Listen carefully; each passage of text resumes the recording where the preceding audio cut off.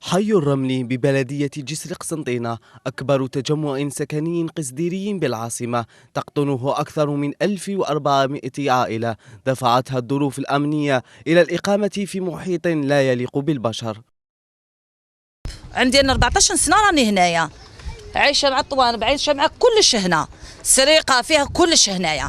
رانا مستوثمنين وحنا نطيشوا اللي هنايا، نهار يجيب نهار، نهار يجيب نهار، تشوف هكذا سكنوا واش انا ساكنين فيها، وكل يوم يقولوا لنا الفوت هذا يفرج هكذا رب العالمين. ميزيريه ما بعدها ميزيريه، جوزنا المشاكل كامل لهنا، جاز علينا الواد، جاز علينا النار هنايا، الطومبه الحنوشه، قول لي الهوارب.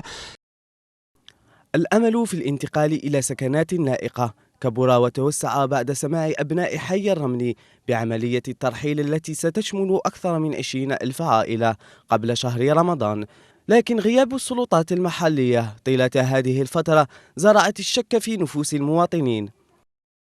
نعيت من الدولة قسما بالله غنكون جاو رافزاونا خير ما كان راهم مخلينا، راهم يعذبوا فينا بالذراع باه نموتوا ديريكت، ما نبقاوش حيين وخلاص.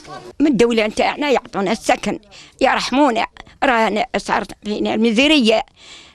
مجاورة الحيوانات الضالة والأمراض المتنقلة كابوس ظل أبناء الأحياء القسديرية يفرون منه طيلة عقود، في وقت يشار إلى البعض من قاطني هذه التجمعات بأصابع الاتهام بأنهم جعلوها مراكز عبور للحصول على سكن.